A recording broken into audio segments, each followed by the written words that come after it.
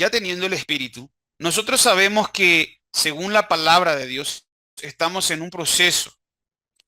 Y de hecho dice la palabra que la obra que Él comenzó en nosotros, dice en Filipenses, la irá perfeccionando. Y entonces es como que podemos tener una seguridad, ¿verdad? También dice Primera de Juan que el que ha sido, que el perfecto amor echa fuera el temor, como que si hemos sido perfeccionados en el amor, podemos tener, también la palabra nos habla de que podemos tener esta confianza, ¿verdad? En cuanto a la seguridad de la salvación.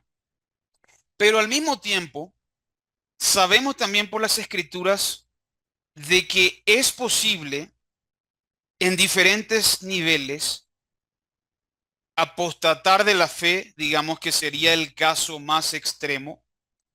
Un caso, digamos directamente, es alguien que se aparta. Y quizá todos hemos conocido gente que ha estado en la iglesia, que nos ha parecido que ha dado buen fruto y en algún momento se aparta. Bueno, hay gente que se aparta, la Biblia nos habla también de esos casos, pero también hay gente que no se aparta, sino que sigue dentro de la iglesia, pero comienza a apartarse de la palabra de Dios y comienza a enseñar otras cosas. Entonces, visiblemente está todavía en la iglesia, pero vemos que la Biblia nos habla de que entran falsos maestros y que con los falsos maestros son arrastrados muchos discípulos también.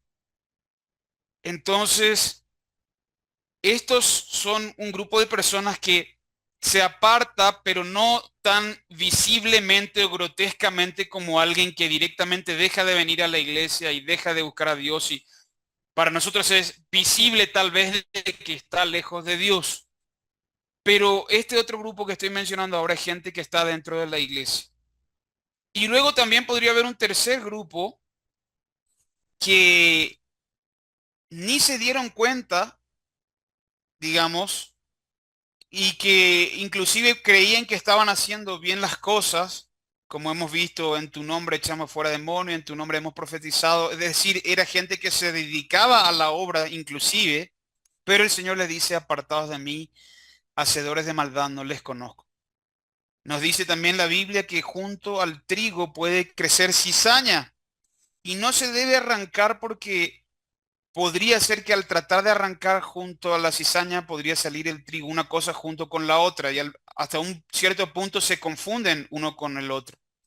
También nos habla la Biblia de que junto a las ovejas hay cabritos, pero que finalmente en el día del juicio es que Dios va a separar, los ángeles vendrán y separarán a lo uno de lo otro.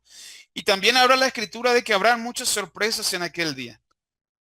Entonces, hermanos, es que el Señor nos está diciendo acá que debemos permanecer en Él. La permanecer, digamos, y respecto a la seguridad, este asunto de permanecer es una cuestión de doble filo. Por un lado nos da seguridad, la salvación, digamos, ¿verdad? Porque permanecemos en Él, porque la obra es de Él, porque Él va dentro de nosotros, porque su Espíritu está con nosotros. Por un lado, permanecer es algo que nos da seguridad, porque sabemos que permanecemos en Él y de Él es la obra y nuestra confianza está en Él y no en nosotros. Pero por otro lado, también la necesidad de permanecer nos recuerda o nos advierte que si no permanecemos, es que vamos a ser echados al fuego lo mismo que los demás. ¿Y cómo es esto posible si es que hablamos de la seguridad de la salvación? Bueno, primeramente vamos a ver algunos textos. El versículo 6 otra vez nos dice, el que en mí no permanece será echado fuera como pámpano y se secará y los recogen y los echan en el fuego y arden. ¿Qué actitud deberíamos tener nosotros? Por un lado, en cuanto a nuestra fe y nuestra confianza en el Señor, debemos tener absoluta confianza en la obra que Él hace en nosotros. Debemos tener fe en su obra y en su gracia. Pero por el otro lado, si es que, por ejemplo, en algún momento piensas que tomas esa confianza y piensas que debido a que la salvación es de Él y estás seguro en Él, piensas que puedes descuidarte o inclusive piensas apartarte y que podrías volver, ahí es donde quizás estamos muy equivocados. ¿Qué actitud deberíamos tener? Como decía al principio, por un lado debemos tener confianza, pero por el otro lado, la Biblia también nos enseña a examinarnos si estamos en la fe.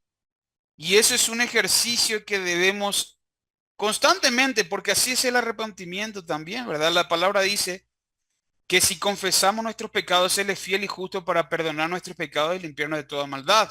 Y si decimos que no hemos pecado, le hacemos al mentiroso. Entonces, no obstante que hemos nacido de nuevo, todavía tenemos una vieja naturaleza, todavía tenemos una guerra y todavía en esta guerra con compañeros que vamos lado a lado luchando, hay gente que se aparta. Y finalmente, eh, podríamos pensar que en ojos humanos ahí es donde, donde los teólogos tratan de entender y se confunden. Y entonces es que algunos dicen, bueno, pues la salvación se pierde, ¿verdad? Y entonces otros dicen, no, la salvación no se pierde, sino que esa persona nunca fue salva. Pero finalmente, ambos lados concluyen la misma cosa, que el que no permanece en Cristo será echado en el fuego, ¿verdad? El que no permanece. Si alguien no permanece en la fe del Hijo de Dios, uno va a decir, de nuevo, un lado teológico va a decir, bueno, es que nunca fue salvo realmente. Pero otro lado teológico va a decir, no, perdió su salvación. Nosotros no creemos que la salvación sea algo que se pueda perder, pero fíjense un poco qué pensaba, tal vez ustedes puedan decir, pero hermano Cristian, yo me preocupa que nos quieras asustar o que pienses en sembrar dudas, ¿verdad? Fíjense, porque uno diría, pero nosotros estamos andando muy bien.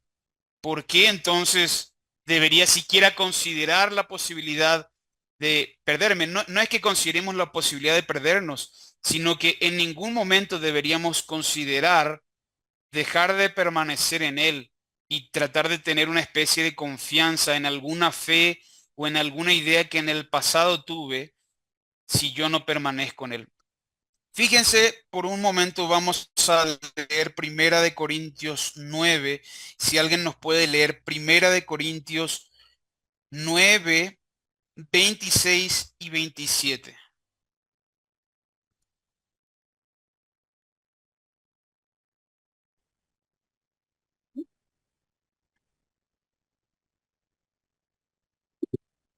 Ya. Ay, así que yo de esta manera corro, no como a la aventura, de esta manera peleo, no como quien golpea el aire, sino que golpeo mi cuerpo y lo pongo en servidumbre, no sea que habiendo sido heraldo para otros, yo mismo venga a ser eliminado. ¿Qué el apóstol Pablo está diciendo eso? Si el apóstol era alguien que tenía su plena confianza en Dios y conocía la gracia de Dios siquiera por la fe. Bueno, fíjense, el apóstol Pablo nos enseña en este texto de que estamos en una carrera y uno debe correr hasta llegar al final de la carrera para tener el premio. Él lo está comparando como estar en un estadio y que hay que correr hasta llegar al premio. Y es necesario en esa carrera entonces, ahí habla de abstenerse de todo, o sea que la lucha, el camino, la carrera puede ser difícil, pero de ninguna manera entonces nosotros podríamos relajarnos en cuanto a esta carrera en la que estamos por que nuestra seguridad en la gracia de Dios nos lleve a relajarnos, sino que acá dice Pablo, corro como y golpeo, como no como quien golpea el aire, sino que golpeo mi propio cuerpo y lo pongo en servidumbre, lo pongo bajo sujeción del Espíritu. No sea que habiendo sido heraldo para otros, yo mismo venga a ser eliminado. O sea, el apóstol Pablo no está diciendo él que él no está seguro en su salvación, pero lo que está diciendo es que si él mismo se apartara, él también sería eliminado. Entonces, esto es lo que de esta manera tenemos que conducirnos en la vida cristiana. No, no como que pudiéramos relajarnos. En ningún momento la palabra es para relajarnos. Tenemos paz para con Dios y con esa capacidad que nos es dada por el Espíritu, ahora debemos vencer y pelear esa batalla. El Señor, por ejemplo, le enseñó a sus discípulos que es necesario estar velando. Y el Señor también enseñó no solo a sus discípulos en ese momento, sino que es necesario estar velando para cuando venga el Hijo del Hombre, así los encuentre también. Y que por el contrario, si uno tomara una actitud relajada de no seguir velando, sería como, por ejemplo, la parábola de las 10 vírgenes o doncellas o damas de honor de la boda, donde hay 5 damas de honor sensatas y 5 insensatas, porque 5 estaban esperando al novio y estaban cargadas de aceite y las otras 5 no estaban preparadas. Entonces vamos a ver algunos textos para seguir meditando acerca de esto. Y si alguien puede abrir Segunda de Juan, capítulo, bueno, primero antes vamos a ver un texto que puede ser, que podríamos agarrar una idea que nos confunda, ¿verdad? Entonces, vamos a Primera de Corintios 3:15, si alguien lo puede leer, porque acá se usa también la misma palabra de permanecer, ¿verdad? Primera de Corintios 3, 14 y 15, si alguien nos puede leer. Yo, hermano, Adelante, hermano. si permaneciere la obra de alguno que sobreedificó, recibirá recompensas. Si la obra de alguno se quema, se quemar, se, se quemare, él sufrirá pérdida, y si bien él mismo será salvo, aunque así como por fuego. Amén, gracias, hermano. Bueno, este texto nos habla de si la obra de alguno que sobre edificare permanece, pero ¿qué pasaría si la obra no permanece? Bueno, ahí la palabra permanece es la misma que está insistentemente Juan en el capítulo 15 del Evangelio de Juan, está usando la palabra permanecer, permanecer, permanecer. Bueno, según 1 Corintios 3:15, si la obra de alguno se quemare, él sufrirá pérdida, si bien él mismo será salvo, aunque así como por fuego. Lo primero que podría decir de este texto es que es un texto eh, muy particular en la Biblia,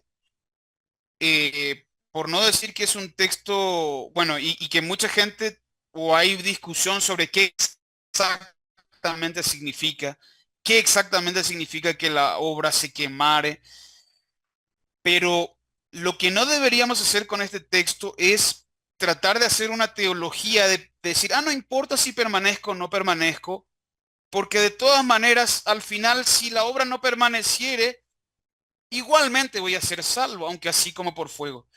Es muy peligroso tomar ese texto de esa manera. Si bien acá dice que, pero ¿cuál es el problema? Si una persona realmente fue salvada y, y cayó en desgracia, digamos, no sabemos exactamente acá eh, el detalle, sino que podemos aplicarlo. Si realmente fue salva la persona, va a ser salvada de todas maneras, pero esto es algo muy, muy especial y que en muchos casos podría ser que realmente no suceda nunca porque la persona nunca fue salva. Y si es que la persona realmente fue salva, va a pasar por un fuego y va a ser una cuestión súper horrible. Cuando hablamos del fuego de Dios es algo que debería traernos temor, ¿verdad? Nuestro Dios es fuego consumidor. Horrible cosa, terrible cosa es caer en manos del Dios vivo.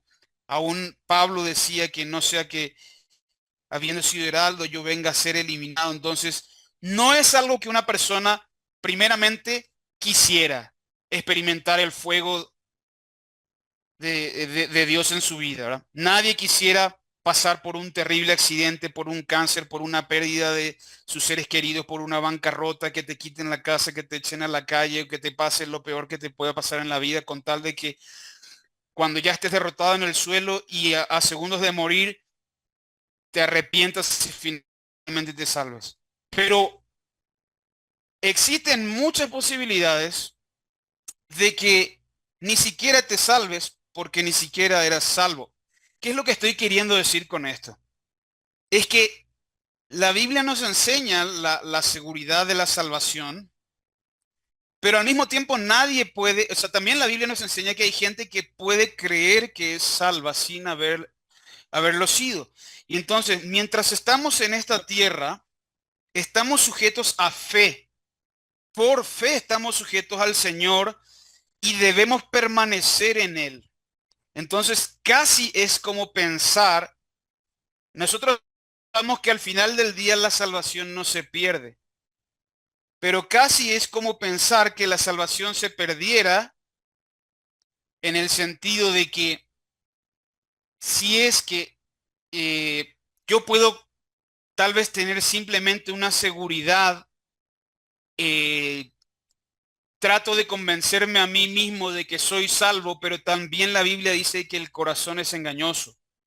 Entonces tal vez podría tener una falsa seguridad porque en mi corazón me trato de convencer de que soy salvo, pero probablemente podría ser que no lo fuera. Ahora, ¿por qué digo esto? Bueno, porque acá hay un texto que acabamos de leer, 1 Corintios 3:15, que habla de un caso que realmente fue salvo en la persona, pero este es un caso excepcional de alguien que no permaneció, porque este es el único texto que dice esto. Todos los otros textos, cuando hablan del que no permanece, hablan en términos de que es condenado y echado en el fuego. Y vamos a leer algunos de esos otros textos. Si alguien puede eh, mirar Primera de Juan, capítulo 2, versículo 19. Este es un texto. ¿Quién nos puede leer Primera de Juan, capítulo 2, 19? Salieron de nosotros, pero no eran de nosotros, porque si hubiesen sido de nosotros, habrían permanecido con nosotros. Pero salieron para que se manifestase que no todos son de nosotros. Bueno, alguno podría pensar, sí, ok, ahí está diciendo que estos no son de nosotros, no permanecieron con nosotros. Sí, pero esos son solamente los falsos maestros o los que siguen y caen a los falsos maestros. No se refiere a cualquier miembro promedio de una iglesia que podría, por ejemplo, no permanecer y aún así ser salvo porque es salvo por gracia. ¿Quién nos puede leer ahora Segunda de Juan, capítulo 1, versículo 9?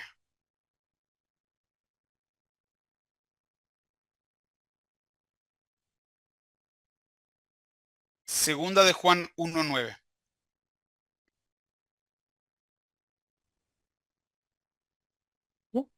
Dice, cualquiera que se extravía y no persevera en la doctrina de Cristo, no tiene a Dios. El que persevera en la doctrina de Cristo, ese sí tiene al Padre y al Hijo. Amén. Gracias, hermana. Y fíjense que no es solamente no permanecer, ¿verdad? Bueno, acá se traduce realmente el texto, sí, es la misma palabra. Acá la palabra permanecer se traduce como persevera.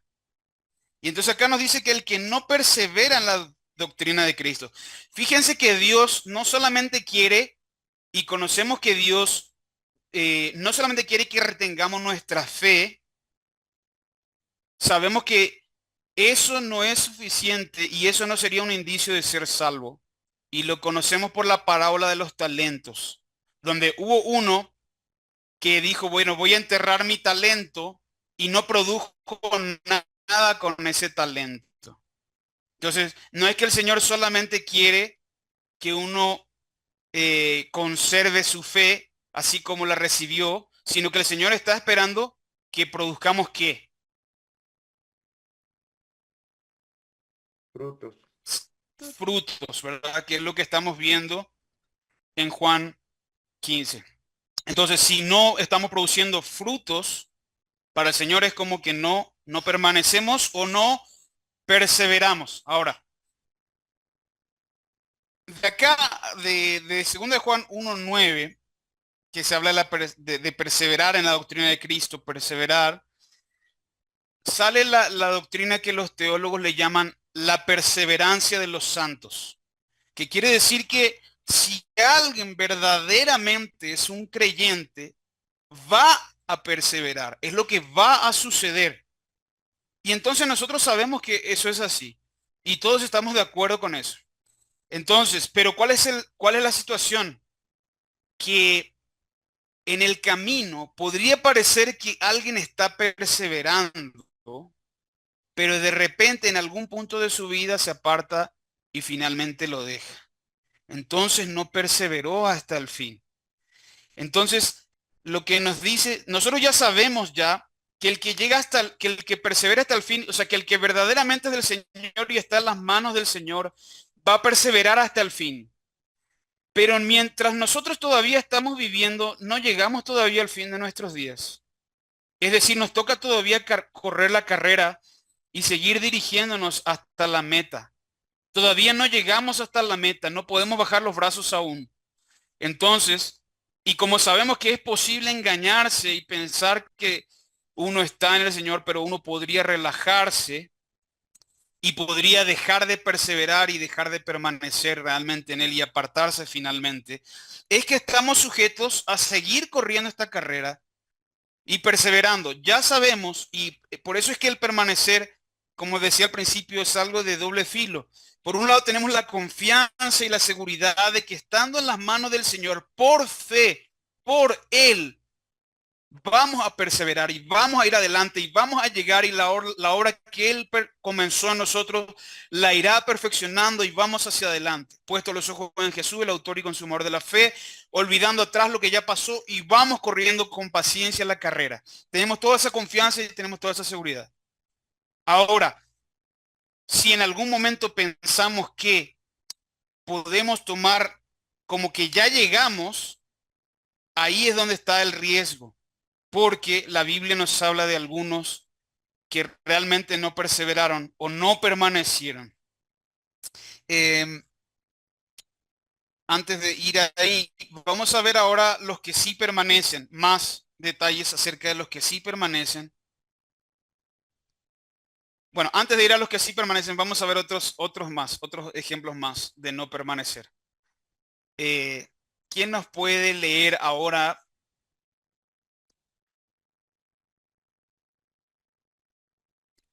Vamos a Segunda de Pedro, capítulo 2.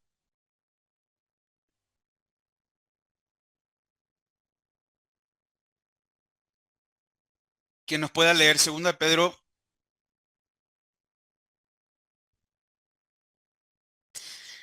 Capítulo 2 y podemos leer, bueno, es que todo este capítulo habla de este tema, pero ¿quién nos puede leer? Segunda de Pedro 2, versículos 1 al, al 7. Yo puedo leer. Es segunda Adelante, de hermano. Pedro, capítulo 2, del versículo Sí, 1 al 9. sí, Sí, al 7. al 7. Ok. Entre el pueblo hubo también falsos profetas, como también habrá entre ustedes falsos maestros que, que son que con disimulo introducirán herejías destructivas y hasta llegarán a negar al Señor que los rescató, con lo que atraerán sobre sí mismos súbita destrucción. Muchos imitarán su conducta indecente y por causa de ellos se hablará mal del camino de la verdad. Por su rapacidad, estos falsos maestros harán negocio con ustedes, pero la condenación los espera desde hace mucho tiempo y su perdición ya está en camino. Es un hecho que Dios no perdonó a los ángeles que pecaron, sino que los arrojó al infierno y los lanzó a oscuras prisiones, donde, donde se les vigila para llevarlos a juicio. Y tampoco perdonó al mundo antiguo, sino que protegió a Noé, quien proclamó la justicia, y otras 7 personas, y luego envió el diluvio sobre el mundo de los impíos. Dios también condenó la destrucción a las ciudades de Sodoma y Gomorra y las redujo a cenizas para que sirvieran de escarmiento a los futuros impíos. Pero puso a salvo al justo Lord, que, que vivía abrumado por la desenfrenada conducta de los malvados. Ya. Amén. Gracias, hermana. Gracias, hermana Ana. No, Bueno, gracias a ti. gracias. El versículo 14 nos continúa un poco hablando de cómo es la condición de estas personas. Dice, tienen los ojos llenos de adulterio, no se sacian de pecar, seducen a las almas inconstantes, tienen el corazón habituado a la codicia y son hijos de maldición. Luego nos dice el versículo 19, les prometen libertad y son ellos mismos esclavos de corrupción, porque el que es vencido por alguno es hecho esclavo del que lo venció. Ciertamente, si habiéndose ellos escapado de las contaminaciones del mundo por el conocimiento del Señor y Salvador Jesucristo, enredándose otra vez en ellas, son vencidos, su postrer estado viene a ser peor que el primero, porque mejor les hubiera sido no haber conocido el camino de la justicia, que después de haberlo conocido, volverse atrás del santo mandamiento que les fue dado. Pero les ha acontecido lo del verdadero proverbio: el perro vuelve a su vómito y la puerca lavada a revolcarse en el cieno. Bueno, estas son personas de quien acá nos dice que habiéndose escapado de las contaminaciones del mundo por el conocimiento del Señor y Salvador Jesucristo, pero luego se enredan otra vez en ellas y son vencidos y su postrer estado viene a ser peor que el primero. ¿Quién nos puede leer ahora otro texto en Hebreos capítulo 6,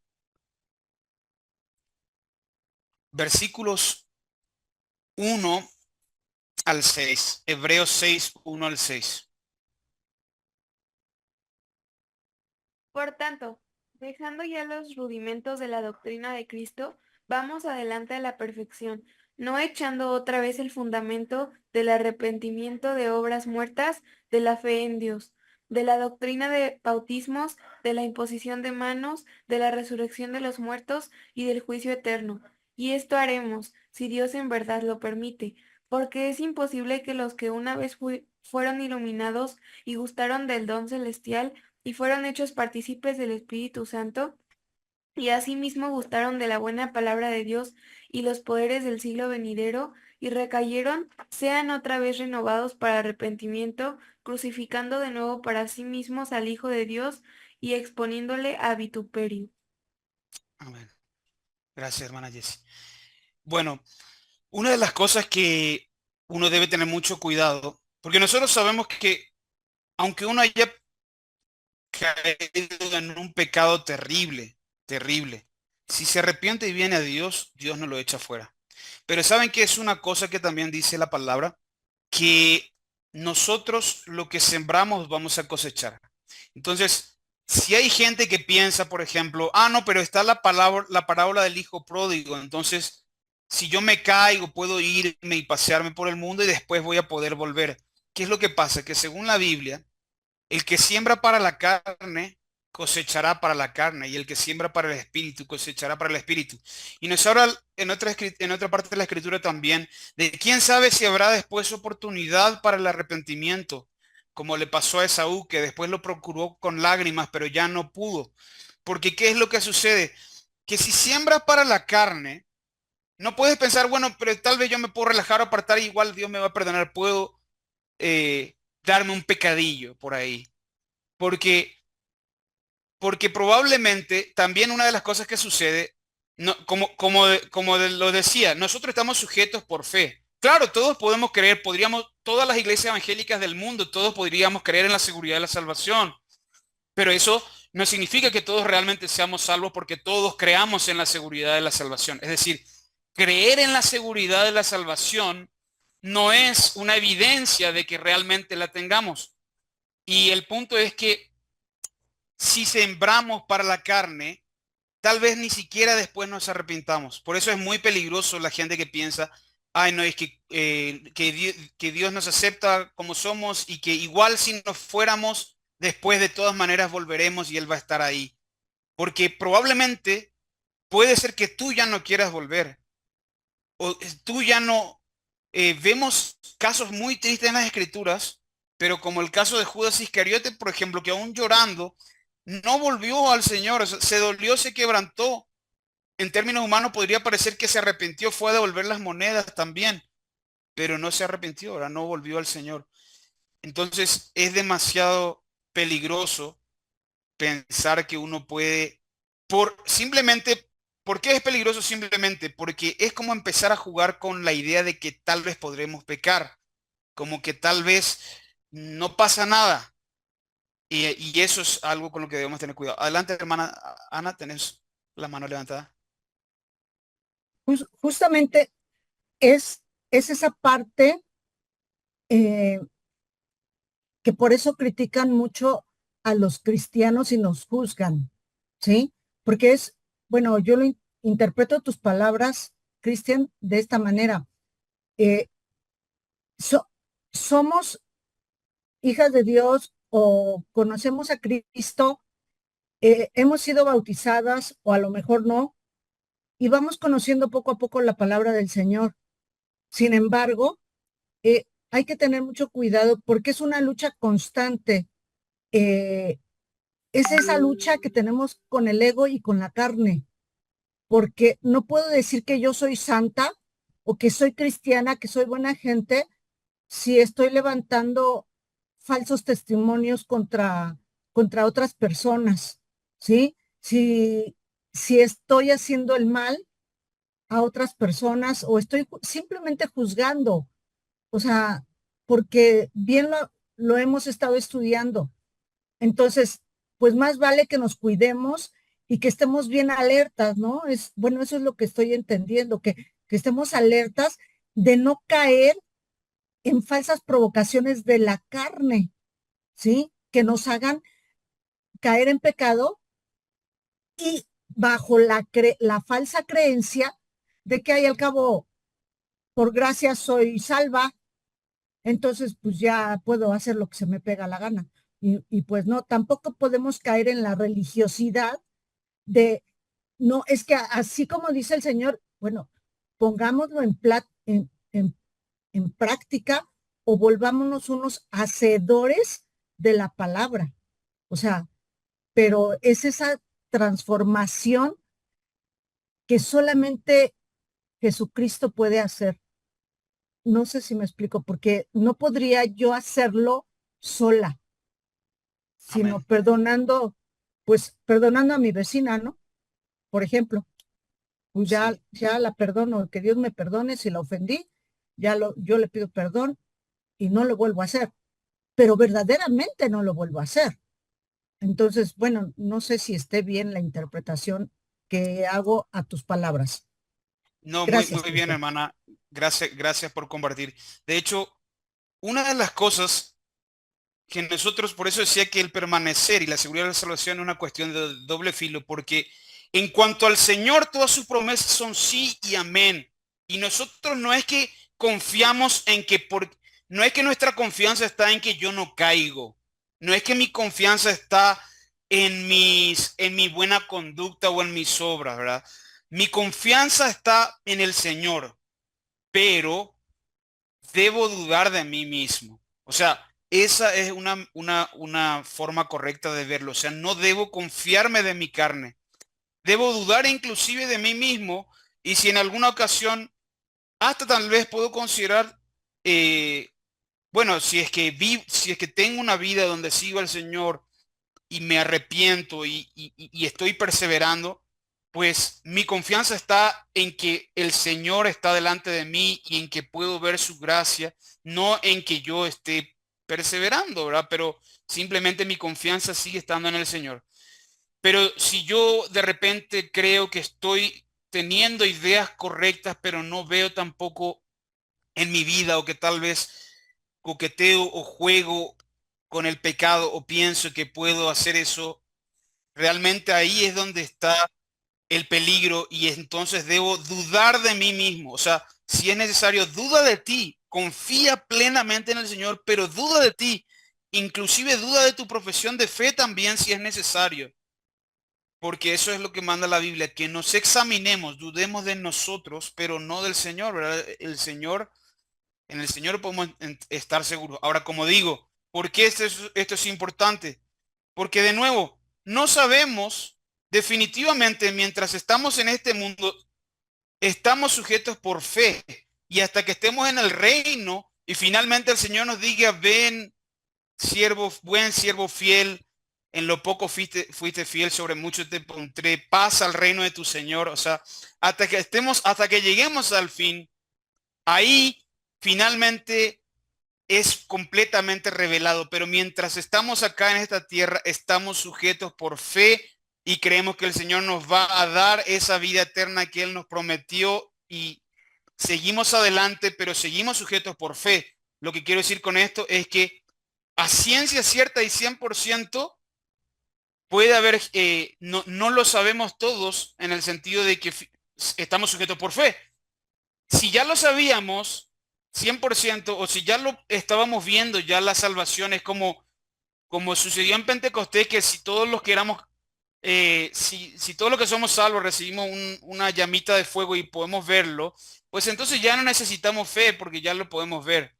Pero estamos en este peregrinar por fe y entonces hay gente que puede estar siendo engañada simplemente por una profesión de fe y no realmente siguiendo al Señor. Bueno, ¿quién nos puede leer ahora Apocalipsis, capítulo 3? Y creo que este ya es el último de los malos de no perseverar, digamos, para luego irnos a los ejemplos positivos o, digamos, en positivo respecto a perseverar.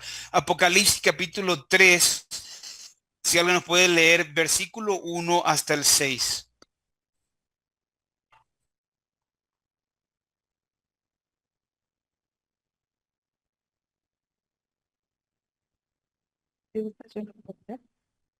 Adelante, hermana. Dice, escribe al ángel de la iglesia en Sardis, el que tiene los 7 espíritus de Dios y las 7 estrellas, dice esto: yo conozco tus obras, que tienes nombre de que vives y estás muerto. Sé vigilante y afirma las cosas que están para morir. Perdón, las otras cosas que están para morir, porque no he hallado tus obras perfectas delante de Dios. Acuérdate pues de lo que has recibido y oído, y guárdalo, y arrepiéntete, pues si no velas, vendré sobre ti como ladrón, y no sabrás a qué hora vendré sobre ti.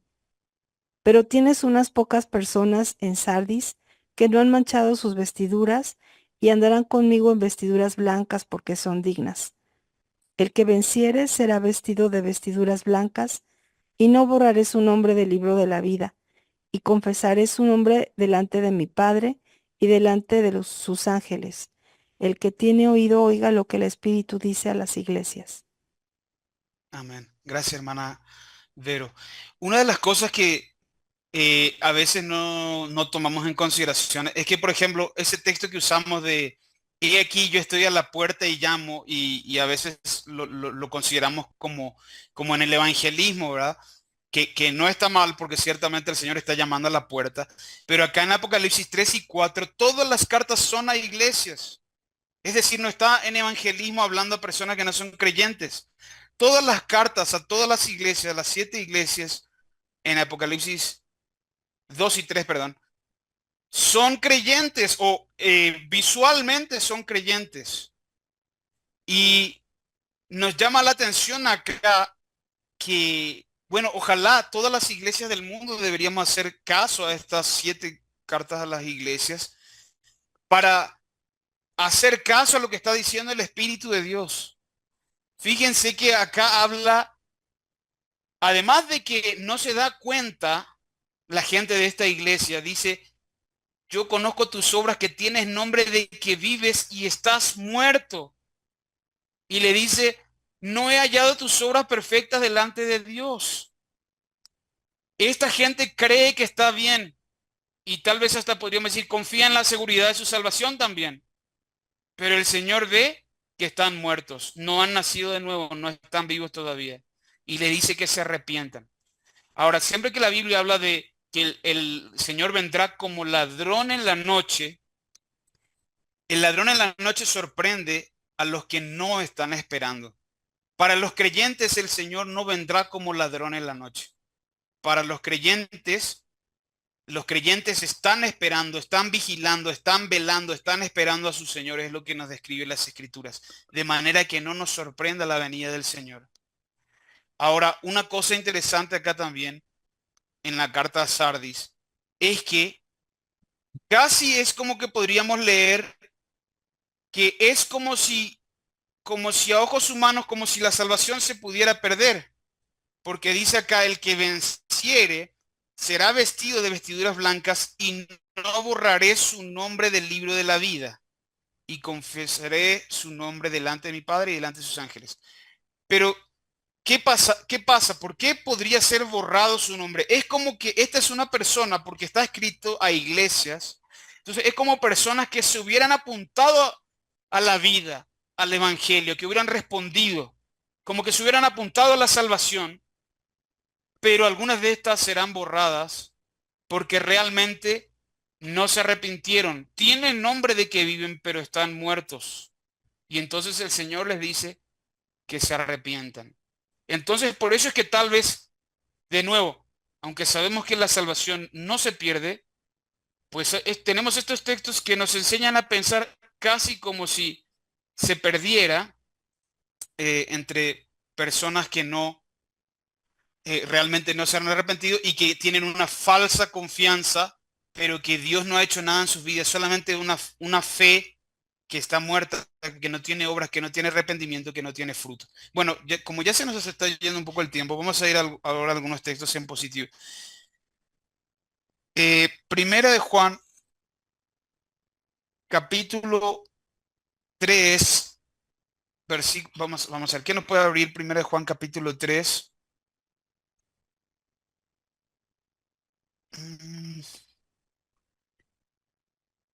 Y vamos a leer desde...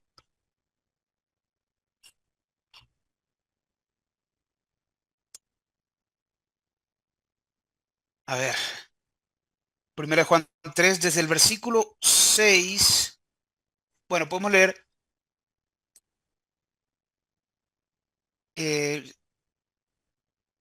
sí, hasta el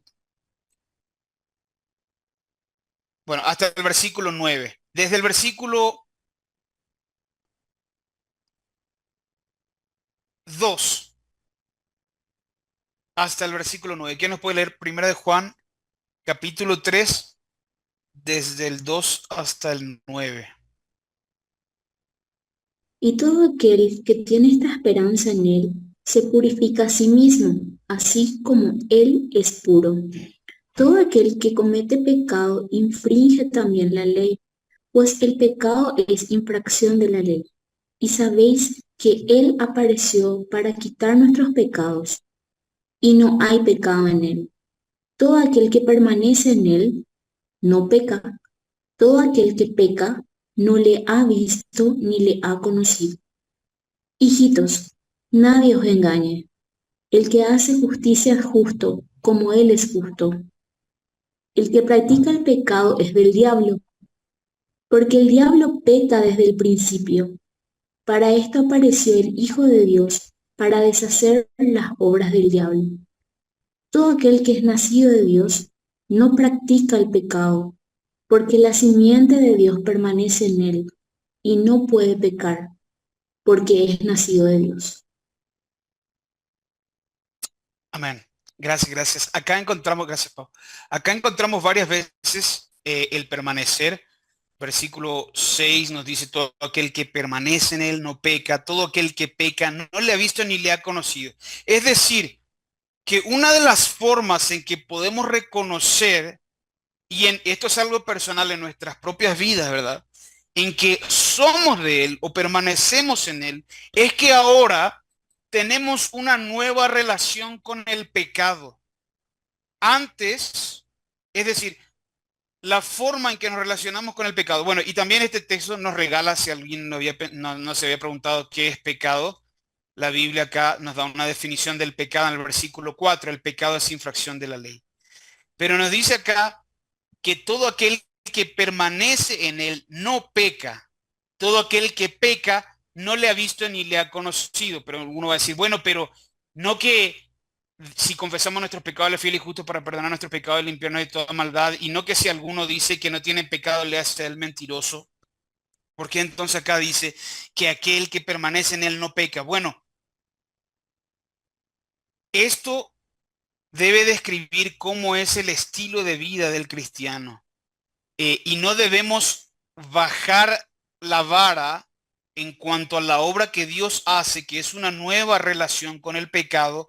Y es por eso que el versículo 9 nos dice, todo aquel que es nacido de Dios no practica el pecado, porque la simiente de Dios permanece en él y no puede pecar porque es nacido de Dios. Bueno, y ahí usa otra vez la palabra Dios permanece en él. Entonces, no practica el pecado, y eso es lo que decía el texto anterior de que no peca, ¿verdad? Todo aquel que permanece en él no peca, o en palabras del versículo 9, no practica el pecado. Y eso no significa que uno no pueda caer en algún pecado o en diferentes pecados, pero su estilo de vida es alejarse del pecado, venir al Señor, confesar su pecado y dejarlo atrás y olvidarlo y seguir adelante. Su estilo de vida es alejándose del pecado, es en otra dirección. Entonces, de esta manera se puede ver quién ha nacido de nuevo, en que tiene ahora una nueva relación con el pecado. Y ya no nos dio tiempo porque ya son las 9:30, pero quería leerles, igual les dejo nomás para que lo puedan revisar si quieren, porque había dicho, bueno, ¿y cómo podemos saber entonces cómo podríamos dar más fruto? Vamos a seguir estudiando esto el día de mañana en cuanto a permanecer y todos los otros beneficios que vemos ahí de permanecer en el Señor, además de la seguridad que nos da. Vamos a seguir viendo con el hermano Paco. Pero lo que quería leerles era Mateo 13 del 18 al 23. Igual ya lo conocen ahí, pero es la parábola del sembrador. Y en esa parábola pueden ver a mucha gente que parece que cree y que parece que se emociona y parece que hasta naciera de nuevo o que hubiera una plantita que está creciendo a diferentes niveles. La parábola, la semilla que cayó en el camino, la semilla que cayó entre espinos y la semilla que cayó entre piedras. Y solamente una es la semilla buena de las cuatro tierras, que es la que cae en buena tierra y crece y da fruto. Pero la parábola del sembrador entonces nos recuerda que el fruto viene también por el oír de la palabra de Dios y por recibirla, guardarla, atesorarla. Entonces nosotros debemos procurar que la palabra de Dios tenga cabida en nuestra vida, pedirle al Señor su misericordia y estar atento, guardar su palabra, permanecer en su palabra, como es lo que estamos estudiando en Juan 15. Y eso es lo que ¿Qué capítulo es, Cristian? Perdón. Mateo 13, 18 al 23, ahí puedes leer la explicación de la parábola del sembrador. Y hasta Gracias. aquí llegamos. Gracias, hermana, gracias. Hasta aquí llegamos el día de hoy. Volvemos contigo, Paco. Perfecto. Ay, pues muchas gracias. Pues nada más recordarles, hermanos, que el próximo 7 de septiembre tenemos nuestra segunda reunión de matrimonios para que inviten matrimonios, para que vayan ustedes. O sea, es bien importante que vayan, hermanos, para que sus matrimonios sean fortalecidos. Pues, ¿quiénes pueden ir todos los matrimonios, ¿verdad? Pueden ir matrimonios que tengan problemas, matrimonios sin problemas, matrimonios divorciados, matrimonios, no divorciados, o sea, pueden ir matrimonios, o sea, personas que estén a punto de casarse. Pueden ir personas solteras que quieran aprender cómo ser un buen esposo, una buena esposa.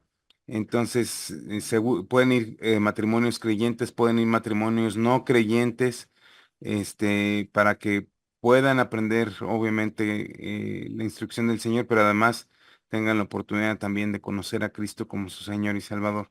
Entonces, los esperamos 7 de septiembre, que es sábado, a las 12 debe ser de 12 a 2 y vamos a comer juntos a las 2. Entonces, si tú quieres llevar algo para compartir, bienvenido. Si no llevas algo para compartir, no te preocupes, allá va a haber, la otra vez hasta sobró comida, ¿verdad? Entonces, y si quieres llevar algo para compartir, pues también bienvenido. También vamos a tener la celebración de nuestra libertad en Cristo Jesús, ¿verdad? Y la vamos a celebrar en la conmemoración del 15 de septiembre, ¿verdad? A pesar de que, pues bueno, en este país celebran una libertad que pues no es libertad realmente, porque pues no, o sea, la única libertad que podemos experimentar es en Cristo Jesús. Y bueno, pero vamos a celebrar, hermanos, también esa libertad. Va a haber, pues bueno, obviamente una predicación especial en relación al tema de la libertad. Vamos a tener también juegos, vamos a tener comida, vamos a tener concursos, y va a haber seguramente, ¿cómo se llama? Y bueno, va a haber muchas cosas, entonces invita a otras personas también que quieran pasar un tiempo agradable, que puedan aprender, ¿verdad? ¿A quiénes puedes invitar el 15 de septiembre? Creyentes y no creyentes, ¿verdad? El propósito es que pasemos un tiempo juntos, agradable, y que pues los no creyentes conozcan de Cristo y los creyentes, pues bueno, pasemos un tiempo también regocijándonos en el Señor y conviviendo con los demás hermanos. Es una muy buena oportunidad, hermanos, las siguientes fechas, 15 de septiembre, es buena oportunidad para compartir el Evangelio. Las siguientes fechas después del 15, ¿cuál sigue? La ay, se me olvidó. Bueno, el 31 o 31 me parece que es 31, 1 y 2. Nosotros no festejamos el Día de Muertos, obviamente, ¿verdad? Pero, ¿sabes qué? Es un buen tiempo para, previo a eso, vamos a capacitarnos en cómo compartir en esas fechas la palabra del Señor, ¿verdad? Les vamos a aprender algunas técnicas para que en esos días, ¿verdad? Mientras los niños están mal vestidos, ¿verdad? Y los padres los incitan a vestirse de diablos, de monstruos, de cosas que pues no agradan a Dios. Nosotros seamos luz y compartamos tanto a ellos como a las familias acerca de Jesús, ¿verdad? Compartamos justamente a partir del tema que ellos están celebrando, y al final terminemos pues compartiéndoles vida. ¿Verdad? Entonces, asiste también a la segunda reunión de evangelismo que vamos a tener a finales de septiembre para que aprendas cómo compartir el evangelio en época de Día de Muertos. ¿Sale? Entonces, bueno, pues esos son los anuncios. Te esperamos el próximo domingo también a nuestro servicio dominical. Iniciamos en punto de las 11. Y hermanos, que Dios les bendiga, les amamos mucho. Nos vemos el día de mañana. Les amamos mucho. No sé si oramos para terminar, ya que yo no oré. Si Sí, claro. Vamos a orar.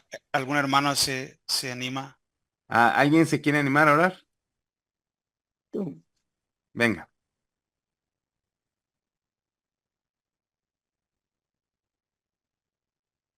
Creo que entendí que Mari quería orar, ¿no? Es que cerraste el micrófono, Mari. Perdón. Sí. Gracias te damos, Señor, por este tiempo, por la enseñanza que estamos teniendo, ayúdanos, Señor, a comprender verdaderamente tu palabra, que podamos aplicarla a nuestra vida presente y que sea para nuestra vida futura también contigo, Señor. Gracias por darnos este tiempo, gracias por la vida, por la salud. Gracias te damos, Señor, por todas las cosas que de tu mano recibimos día a día. Estamos agradecidos contigo por todo lo que haces por nosotros y por esta gran enseñanza que estamos teniendo, Señor, de tu palabra. Gracias en nombre de Cristo Jesús, tu Hijo amado. Amén. Amén. Amén. Pues gracias, que el Señor les bendiga, que descansen. Nos Buenas vemos. noches. Buenas Dios noches. les bendiga. Hasta mañana. Buenas noches, hermanos. Gracias, buenas noches.